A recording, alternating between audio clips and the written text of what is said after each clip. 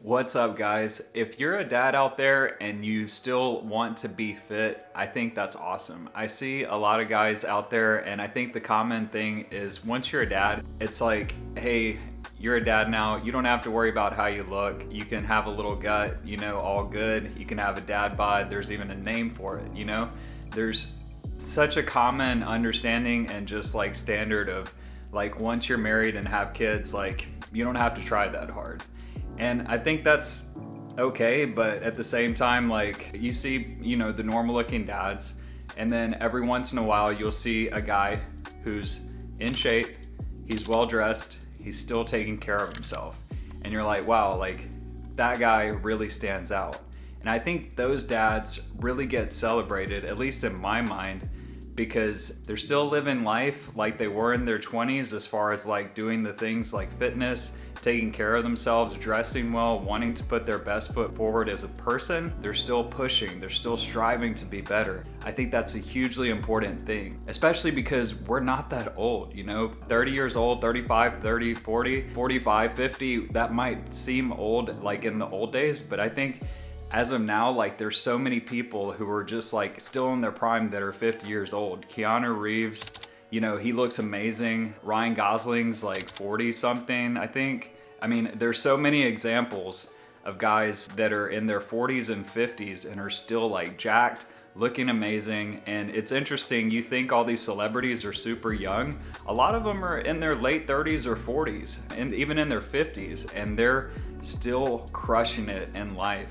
And I think that's awesome. So just because you're in your 30s or 40s or 50s and you have kids, doesn't mean you have to give up and say like, hey, I'm satisfied with looking average. It's still okay to put your best foot forward.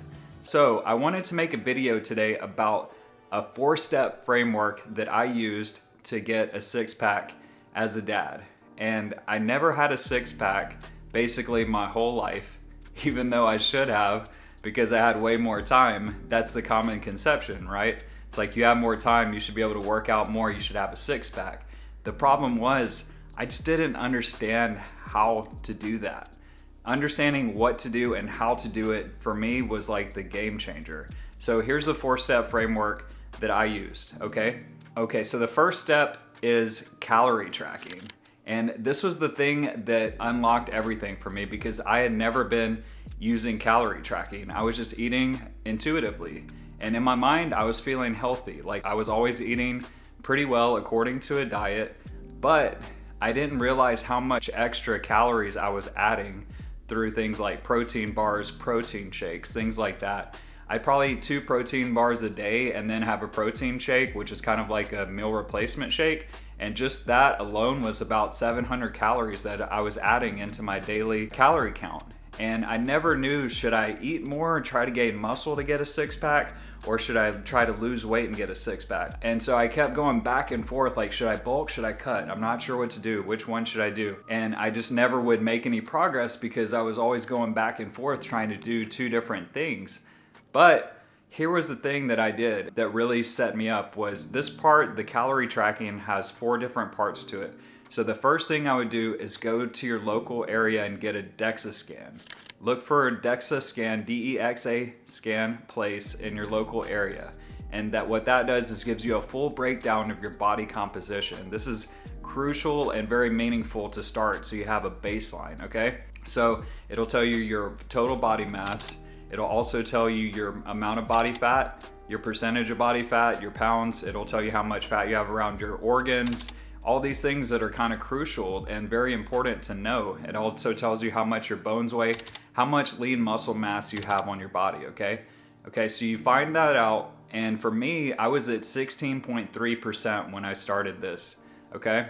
And I was in pretty good shape. Like, that's good, 16.3. I was hoping it was below 18. But knowing my 16.3% actually helped me because I knew that to get a six-pack, I needed to be below 15, like 10 to 12 is optimal, okay, for a six-pack. But basically I was at 16.3%, okay? So that told me I need to cut my calories and get my body fat percentage down to a number And if I do that, then scientifically I should have a six-pack. So that was like the missing link right there, okay? So buy a scale there next. Make sure you know how, well, you know, have the DEXA scan, you know how much you weigh, but the scale will actually help tell you what you weigh on a daily basis. I wake up, I usually go weigh myself like basically as soon as I'm out of my room. I go weigh myself and just see how much I weigh, and that just keeps me on like a steady game plan. So get a DEXA scan, get a scale, take progress pictures, because if I look back at my pictures from like 2 years ago, I can't believe it. I'm like, dude, I would have never realized like how much progress I'm making, and everyone just forgets like what they're doing. So in your mind, you're making progress, but it's according to like an ambiguous thing that you're comparing to. So you don't understand what progress you're making compared to what. Like you need a reference point. That's what's the key, okay? Just like the body fat percentage, if I don't have a reference point, I'm just guessing. I'm like, I guess I have less fat. You need a scale, you need progress photos so you can measure this stuff. What gets measured gets improved. Okay, from there, get a calorie tracking app, okay? The calorie tracking app is key, and I think like it can seem overwhelming at first, but basically understanding your calories is like the same thing. It's a measurable thing you need to understand. And so 1 pound of body fat is about 3,500 calories, okay? So every time you cut 3,500 calories, technically you should be burning 1 pound of fat, okay? From there, just figure out your meal plan. And what I did was I had a scale. You can get one online on Amazon, or you can sign up for like a stamps.com account. They'll give you a free scale. That'll also probably save you time with waiting in line at the post office, because every time I go to the post office, there's people waiting in line to like mail packages, and I'm just like, dude, I can't even imagine. So if you buy the stamps.com thing, you can print your own thing, like just put it on a package and go drop it off, skip the line. Just like at Starbucks, when you put in your order on the app, you go to the front of the line, grab your coffee and go, that type thing. So that's a little tidbit on stamps.com, but just buy a scale for food, or a postage scale, and that's enough to like weigh your food, okay? Buy some meal prep containers. What I do is I divide each meal into 1 protein, 1 carb, and 1 vegetable, okay? So that gives you like a balance, all right? If you're eating a burger with like bread and fries, you're eating 2 carbs in 1 meal, okay? But that's not as important as just your total calorie count. I'm just saying that as my example, and that's the easy way that I did it. So I'd eat like either ground beef or chicken with rice or some other kind of carb, and then like a vegetable. And I just have my meal prep containers, you know, laid out where I'd eat that 2 times per day. So I personally fasted until about 11 a.m. every day. Then I'd eat my lunch.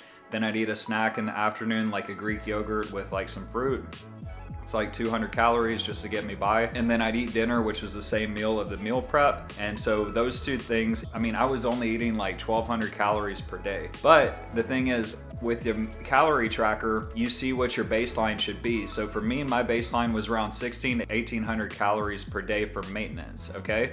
So 1,200 seems like pretty unhealthy in my, like it sounds like crazy, but I'm still, you know, cutting 400 calories per day off my baseline. Plus I was doing workouts as well, so it could have been 500. So even cutting 500 calories per day, that should still make me lose 1 pound every 7 days. So it's not that crazy if you think about it, okay? But that being said, please consult your doctor before doing any kind of weight loss program. Like, I have to say that I'm not a doctor. You know, you can talk to people at DEXA Scan. They're usually pretty knowledgeable about these things, at least in my experience. But I would definitely recommend, you know, talking to a doctor first about any kind of diet before you do that. So, okay, so the calorie tracking app that I use is called MyNet Diary, okay? So there's so many tracking apps out there. You can pay for one if you want, but this one, I like it because most of the other ones I downloaded, they look cool, but then you open them and it's like, all right, sign up for an account. Okay, I just want to see if your app works. No, sign up for an account. All right, sign up for an account. Then you get in, it's like, all right, so you can use the app slightly, barely at all, but they're like, if you want to use the app, you have to pay. I'm like, dude, give me a test run first. I want to see how this thing works before I even sign up for it, you know? So they want you to pay money before you even like start using the app. But if you just do the MyNet Diary one, that one is super easy. The cool thing about it is once you input your foods, it makes it easy to like just add those in. You just put lunch, boom, chicken, rice, broccoli, and then log, and it's like, it's done. It makes it where you can add your calories And you know basically after a few times of eating the same meals about like how many ounces of each thing is because you see it. And I mean, I didn't weigh my food every time. I just did it like for the first day or two to understand what amount of food is what. And once I understood that, like I was good. Like I was just guesstimating, you know, it's fine. It's like maybe I was off by 20, 30 calories here. The other thing I didn't count was my creamer for my coffee, which probably added like 100 or 2 calories per day. I use like the Coffee Mate sugar-free hazelnut. It's best. So, but yeah, I like the powder creamer too because it keeps your coffee like as hot as possible. I'm telling you. Okay, so basically that was a lot in the calorie process, but the whole thing represents the calorie tracking aspect. You have to have calorie tracking to have a measurable thing, okay? So once you like do all the first step, I think there's 2 big things that I would recommend in terms of routine to lose this weight. There's 3 things I would recommend. The first is to stop drinking, okay? And some of you might already do that. I personally have found this was a game changer for me because alcohol, it's going to slow down your liver processing of food. Whenever you drink, it's gonna make you just want to eat things that give you short-term pleasure. And you're like, I'll eat ice cream, I'll eat this unhealthy food. It's all good, like I'll start again tomorrow. It takes your focus off your long-term goal and just puts everything in the short term, in my experience. So that's why I don't like to drink. I don't feel like it does anything for me long term. It's a short term thing. And I think the big thing with success is just understanding like when you go for that long term happiness over short term pleasure, that's when you're going to start to see success because you're basically foregoing all these things that are going to trip you up in the short term and like focusing on that long term goal that's actually going to give you satisfaction and happiness, okay? So stop drinking. I personally drink Budweiser zero alcohol, and people look at me crazy like I'm checking out in the grocery line, and I have my 0 alcohol, and they're like, "What is this?" And I'm like, "Oh, it's just 0 alcohol beer." And people are like, "Oh, what's the point? You know, why would you drink this?" And I'm like, "Because I still like to have a beer, maybe 2 at night. They're 50 calories each. I can have that and then add it into my like 1,200 calories a day that I'm eating and still be fine. And it's still like a therapeutic process, you know, it's just something in your mind. Like I think the same thing, it's like a mocktail, you know, like a mocktail makes you feel like you're in that environment, you're socializing, you're having fun. It's just like a mental connection that doesn't give you any of the negative side effects. So that's my personal endorsement was Budweiser Zero. I've given it to some people and they're like, "Oh, this tastes like the real thing almost," you know? It just doesn't have the alcohol. So I personally recommend that. Let me know what you think on that. All right, your next step after stopping drinking is to get up at 5 a.m. every day, 6 days a week, I will say. I personally need 1 day a week where I sleep in till like 6:30 or 7 just to kind of like reset my body. But other than that, I like to get up at 5 a.m. I go to sleep about somewhere between 9 to 10, and then I'm getting like a solid 7 hours of sleep, 7.5 every night, okay? And that 5 a.m. routine is like my keystone habit where if I get up at 5 a.m. and I work out or I'm productive, like I'm set up for the day. Like I feel like I'm ahead of people. I feel like I'm ahead of where I'm supposed to be. I'm setting up my day because I'm getting up at 5. And the way that I do that is I just have my alarm in my bathroom. I get up, turn it off, and you don't have a choice to get back in bed. Like if you give yourself a choice, like your alarm's on your phone, you hit snooze or you turn it off, it's so easy just to go back to sleep. Like, so make your alarm somewhere you have to get up out of your bed, and then you go turn it off, and it's gonna suck like sometimes because you're like, oh, like I just wanna go back to sleep. But I've been doing it for months now, and like I don't even care to go back to sleep because I want to go achieve these goals. All right, so get up at 5 a.m. and I would recommend working out at least 3 to 4 days per week. And what I would use that worked for me is the Peloton app. So Peloton app has basically these high intensity interval training workouts that are about 20 minutes long. You don't need much equipment, maybe a 10 or 20 pound dumbbell or 2 and a mat. I mean, this is all cheap stuff. Like, so you can use the Peloton app without having an actual Peloton. You just pay $12.99 per month, okay? So I might have an affiliate link in the description. I don't even know yet. So if you want to check and support me, that's cool. But that's the app that really helped me, because there's 2 workouts that I mainly used. What I would do is I would do the Peloton on Mondays and Fridays, and then Tuesday, Wednesday, Thursday, I'd do a lifting day in my garage. So I bought some weights on Amazon that were like $300 for all the rubber plates plus the barbell. And so I'll put an affiliate link, possibly 2 in my description. I don't even know yet. The ones that I used were called Papa Babe, and they had a deal where everything together was like $300 or $400. So yeah, I think it was $400 altogether. I think it said $300 the first time. But yeah, so I mean, you don't have to buy that stuff to lose weight. Like, this was what I personally did, but I've been lifting for so long. It wasn't the lifting I felt like that made me lose weight. It was the calorie tracking plus the HIIT. If you get up early, you work out, it takes 20 minutes, you're gonna feel loose, you're gonna feel like, oh man, that was tough, but I did it. Like, now I feel empowered and I can go about my day and I can conquer this fucking day. Like, that's how you're gonna feel. You're gonna feel empowered, and it's just gonna set you up for success for the rest of the day. Go take a shower, you're ready to roll by 6:30 to 7 a.m. and you already got your workout in. Like, people are just rolling out of bed. Like, they're gonna roll into the office and just be like, oh, I'm just tired, you know? Just go get a coffee, whatever. You're like, cool. Like, I'm on my 2nd coffee right now. I've been up since 5 a.m. I got my workout in. Let's kill this fucking day. Let's do this. So that's what we're talking about, is like, it's setting your mindset up so that you're in a place to be more effective and empower yourself, okay? And if you do these Peloton workouts 3 to 4 days a week, tracking your calories, I would recommend being somewhere under like 200 to 400 calories per day in a deficit, whatever you can mentally handle. Don't drive yourself crazy. If you want to have a day on the weekend, 1 day a week, just like your sleeping day, where you kind of eat a little bit more, kind of loosen up, just don't go crazy, but like push it to where you're hitting your full calorie amount, maybe a little bit over 100 or 200 calories. It's surprising how much you can eat whenever you're actually counting your calories and you're eating right. You're like, dude, these meals are not costing that many calories, but I'm full. And you're like, my metabolism is just firing like crazy. So I basically went from 156 to 151 in the first few days. I don't know how, if it was water weight or what. 156 to 151 in the first few days. I did this for like almost a month.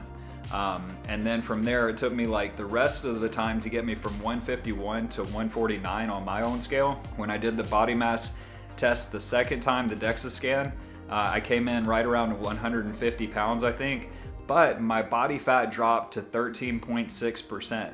So I was hoping it was around 12. That's what I really wanted ideally. But the guy told me, he's like, you don't need to lose any more fat, because if you're at like 20 pounds of fat, 20.7, 20.6, something like that. But yeah, he was like, once you're a guy and you're under 20 pounds of body fat, that starts to have negative health issues. And I was like, okay, I'm okay with that. If my best body fat is 13.6% and I have a 6-pack with that, let's roll with it. I achieved my goal, and then let's go on to the next thing. So I still want to maintain that healthy lifestyle. I'm not going to be doing that crazy cut. I'm not going to be doing that cut as heavily as I was before, but he was like, that's a damn good cut, because I lost 5 pounds of fat and 1 pound of muscle in a month, and that's pretty solid. All right, so that's what I did personally. It took me a whole year, a year and a half, to go from like 20% body fat to like 16% body fat, just from getting up early and doing workouts consistently. But once I started doing the Peloton and the calorie tracking, that was what really took me to that next level of dieting. So if anybody's out there and you've been trying to get a 6-pack for the longest time and you just can't like find that little key or whatever, that's what personally worked for me. I hope that helps you. Let me know in the comments. If you can like and subscribe, that'd be awesome too. I'm really just starting out with this channel. And so, you know, if you want to help me and support me, I'd really love to hear your feedback on the video, whether it's good or bad. I can definitely take criticism. I definitely can take compliments too. So appreciate you watching. Have a great day.